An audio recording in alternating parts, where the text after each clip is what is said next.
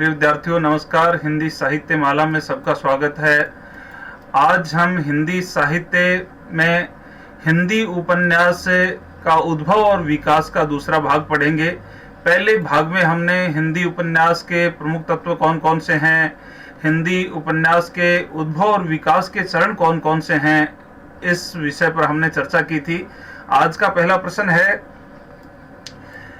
प्रेमचंद उपन्यास सम्राट हैं, इस कथन को स्पष्ट कीजिए, अथवा उपन्यास के क्षेत्र में प्रेमचंद का योगदान स्पष्ट कीजिए।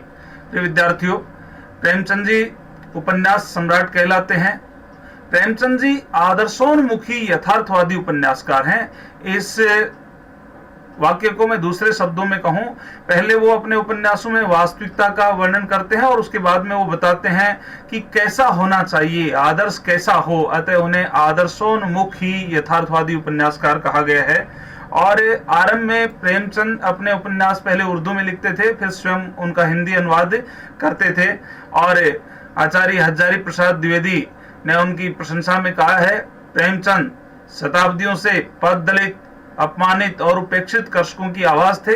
अगर आप उत्तर भारत की समस्त जनता के आचार विचार, भाषा भाव, रहन सहन, आशा आकांक्षा, दुख सुख और सूझबूझ जानना चाहते हैं तो प्रेमचंद से उत्तम परिचय आपको नहीं मिल सकता है। और प्रेमचंद जी ने हंस पत्रिका का संपादन किया और प्रेमचंद ने हिंदी उपन्यास को मनोरंजन के स्तर से ऊपर उठाया। और उनके प्रमुख उपन्यास इस प्रकार हैं। उनका पहला उपन्यास है सेवा सदन, जो 1918 में प्रकाशित हुआ। दूसरा प्रेमाश्रम रंगभूमि, और रंगभूमि के जो नायक हैं वो सूरदास हैं। और कायाकल्प मूल रूप से हिंदी में लिखा गया ये प्रेमचंद जी का पहला उपन्यास है।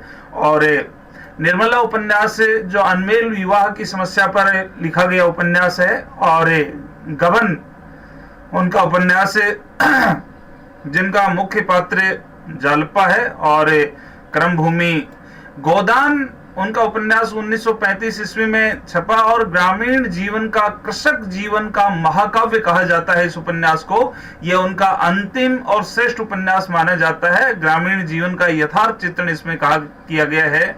और यदि नायक इसका माने तो होरी को कहा जा सकता है, होरी है इसके नायक। और इनका एक मंगलसूत्र उपन्यास और है जो अपूर्ण था, इनके पुत्र अमृत राय ने जिसको पूरा किया। और अगला प्रश्न है विद्यार्थियों हमारे लिए, आंचलिक उपन्यासों पर एक टिप्पणी लिखिए, अथवा आंचलिक उपन्यास क्या हैं तथा प्रमुख आंचलिक उपन्यासकारों के बारे में उनका उल्लेख कीजिए। यह है अगला प्रश्न।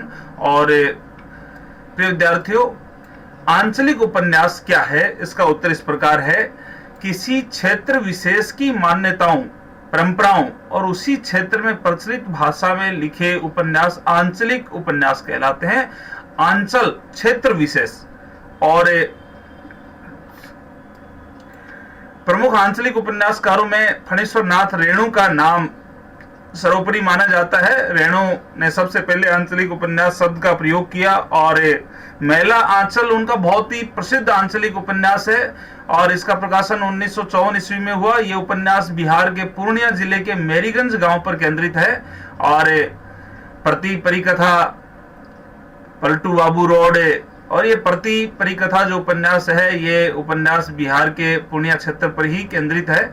और उसके बाद में दूसरे जो आंचलिक उपन्यासकार हैं वो नागार्जुन हैं, और इनके रतिनाथ की चाची बलचनामा और बाबा बटेश्वर नाथ इनके प्रसिद्ध आंचलिक उपन्यास हैं। और तीसरे जो आंचलिक उपन्यासकार हैं रांगे राघव, और कब तक पुकारो इनका बहुत ही प्रसिद्ध आंचलिक उपन्यास है। इसमें ब्रज के नटों के जीवन का चित्रण किया गया है। और चौथे जो उपन्यासकार हैं आंचलिक उपन्यासकार वो राही मासूम रजा, और इनका आधा गांव जो है बहुत ही प्रसिद्ध आंचलिक उपन्यास है। तो प्रिय विद्यार्थियों, अगला प्रश्न है हमारा, प्रमुख आधुनिक बौद्ध के उपन्यासकार और उनके उपन्यासों के नाम लिखिए। विद्यार्थियों, आधुनिक बौद्ध के जो उपन्यासकार और उनके उपन्यासों में सबसे प्रमुख रूप से भीष्म शाहनी का नाम लिया जाता है। तमस इनका 1971 में प्रकाशित हुआ। ये बहुत प्रसिद्ध उपन्यास है। ये देश विभाजन की त्रासदी पर लिखा गया और देश के विभाजन के समय जो सांप्रदायिक दंगे हुए उन पर यह उपन्यास लिखा गया और उन सांप्रदायिक दंगों के तनाव का चित्रण इसमें किया गया है। और मोहन राकेश का अंधेरे बंद कमरे में बहुत ही आधुनिक बौद्ध का प्रसिद्ध उपन्यास है। और मन्नू भंडारी के आधुनिक भाव बौद्ध से संबंधित है आपका बंटी, महाभोज और 1 इंच मुस्कान। आपका बंटी उपन्यास में तलाकशुदा माँ बाप जिन बच्चों के हैं उन बच्चों के जीवन पर क्या असर पड़ता है इस बात का वर्णन इसमें किया गया है। और निर्मल वर्मा जिनका लालटीन की छत और अंतिम अरण्य बहुत ही आधुनिक भावबोध का उपन्यास है। उषा प्रेमवदा के रुकेगी नहीं राधिका और 55 खंबे लाल दीवारें उपन्यास बहुत ही प्रसिद्ध उपन्यास हैं। कृष्णा सोबती के जिंदगी नामा, मित्रों मरजानी, समय सरगम और सूरजमुखी अंधेरे के। श्रीलाल शुक्ल जिनका राग दरबारी 1968 में प्रकाशित हुआ और बहुत ही प्रसिद्ध उपन्यास है और श्रीलाल शुक्ल को ज्ञानपीठ पुरस्कार से भी नवाजा गया है। और मनोहर श्याम जोशी का कुरु कुरु स्वाहा उपन्यास भी बहुत प्रसिद्ध है आधुनिक भावबोध के उपन्यासों में। और धर्मवीर भारती का सूरज का 7वां घोड़ा और गुनाहों का देवता उपन्यास हिंदी साहित्य जगत में काफी चर्चित हैं। और सर्वेश्वर दयाल सक्सेना का सोया हुआ जल उपन्यास बहुत प्रसिद्ध है।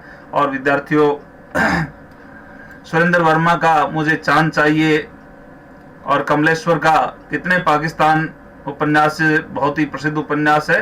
और मधुकर मणि का सफेद मेमने और मृदुला गर्ग जो लेखिका हैं उनका कठ गुलाब और मिलजुल मन उपन्यास बहुत ही प्रसिद्ध उपन्यास हैं। और प्रभा के खेतान का पीली आंधी, छिन्न मस्ता, आओ पेपे घर चलें, ये उपन्यास भी बहुत ही प्रसिद्ध उपन्यास हैं।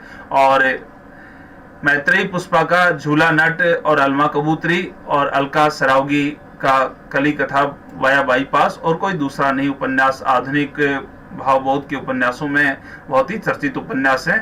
प्रिय विद्यार्थियों, मैं अपेक्षा करता हूं आप समझ पाए होंगे कि हिंदी उपन्यास के क्षेत्र में प्रेमचंद जी का क्या योगदान है और आधुनिक भावबोध के उपन्यास कौन कौन से हैं, आंचलिक उपन्यास कौन कौन से कहलाते हैं। और आपसे अपेक्षा करता हूं कि आप ये वीडियो आपके लिए बनाए गए हैं, आप इनको बार बार देखें।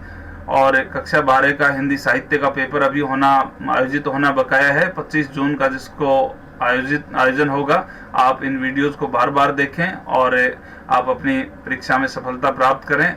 और सबसे पहले यदि आप चाहते हैं कि वीडियो मेरे पास पहुंचे तो आप इस वीडियो को सब्सक्राइब कर सकते हो। और जो ही आप सब्सक्राइब करोगे आप इस चैनल के सदस्य बनोगे और जब भी कोई नया वीडियो बनेगा वो नया वीडियो सबसे पहले आपके पास में उसकी सूचना पहुंचेगी। नमस्कार, जय हिंद।